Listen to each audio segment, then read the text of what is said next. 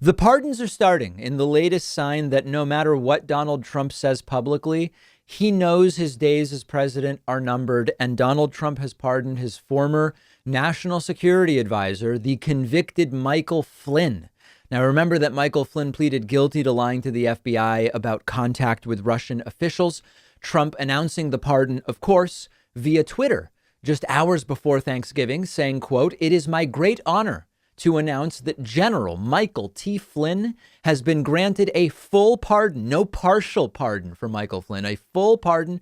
Congratulations to General Flynn and his wonderful family. I know you will now have a truly fantastic Thanksgiving."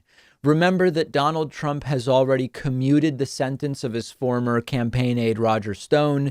He's expected to pardon many more people between now and January 20th. And on the table could be pardons for Paul Manafort, George Papadopoulos.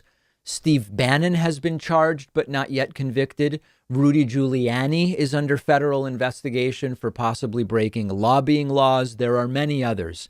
Now, on the one hand, you would be absolutely correct to say these aren't just mere presidential pardons for crimes committed that have nothing to do with the president himself. For better or worse, these are not traditional or standard pardons in the sense that many of the people that are potentially going to get pardons, and some who did get pardons already, their crimes relate to Donald Trump's own campaign or administration, or they relate to telling lies to help Donald Trump. So you are completely right if your reaction is this is not, pardoning someone who's been in prison for 20 years for something you think is unfair. These are pardons related to crimes committed as part of Donald Trump's campaign transition team or administration. You would be completely right. Now, at the same time, I'm seeing people talking about, Trump needs to suffer the consequences for doing this. He can't be allowed to get away with pardoning these people who, in many cases, committed crimes that were meant to help hide the possible wrongdoing of Donald Trump. My advice is don't even bother. I hate to be saying this, but we've got 7 weeks left in this administration. There is no chance that Donald Trump will have any negative repercussions from making these pardons. My recommendation is save your energy and your focus and your sanity and get to something else, because it's disgusting for me to be saying it because it's the reality in the United States. But he's going to get away with these pardons as corrupt as they may be. Now, there is also the story here of Donald Trump's hypocrisy. Remember when Donald Trump explained firing Michael Flynn? He also did that via Twitter, where he said back in 2017, "I had to fire General Flynn because he lied to the vice president and the FBI. He has pled guilty to those lies. It is a shame because his actions during the transition were lawful. There was nothing to hide." Trump isn't pardoning Flynn, at least apparently, because he wasn't really guilty. Trump concedes that Flynn did the thing he was convicted of. Trump simply thinks it should be lawful. He's pardoning Flynn for other reasons, presuming that he believes Flynn kept him out of trouble to some degree.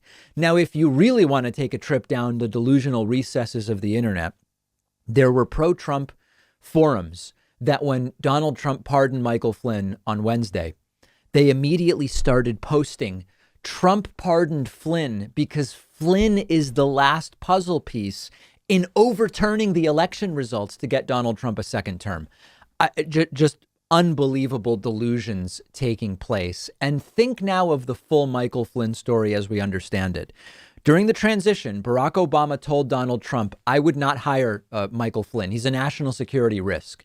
Trump says, "I'm going to hire him anyway," and makes him national security advisor.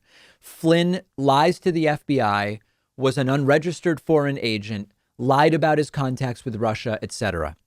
Trump fires him and concedes Flynn lied. Yeah, he did it. He's guilty. Flynn then helps Robert Mueller in his investigation, which leads to Robert Mueller recommending no jail time for Flynn. Flynn then recants the testimony on which the no jail time recommendation was made. and in comes Donald Trump and pardons Michael Flynn. It would be almost unbelievable as a screenplay for a movie about Washington, D.C. corruption, but it's real. I mean, is Flynn the luckiest guy in the world, or is there a different way that we should be thinking about it? Absolutely unbelievable. The pardons will be coming, and I am as curious as you about who will be on that list. You may not have known this, but when you see me sitting here on the show, I am often wearing shirts by a company called Teddy Stratford. I asked them to be a sponsor because they are by far my favorite shirts that I own. With almost all other slim fit button-up shirts I've worn, you get this annoying stretched out gap in the chest where the buttons are, which does not look good. But what makes Teddy Stratford shirts unique is this patented zipper that's hidden underneath the buttons, which actually prevents the chest from looking weird and stretched out like that. It looks really good. And just all around, they cut the entire shirt in a specific way that makes your upper body look a lot better. It's just a much nicer and more stylish fit than you get from other shirts. And they hand make everything with 100% Egyptian cotton and flat felled seams, which means it's going to be a lot more durable than other shirts and last a lot longer, which I really love. Go check them out at davidpakman.com/Teddy. The link is down below, and they'll give you 15% off your first order if you use the coupon code Pakman at checkout.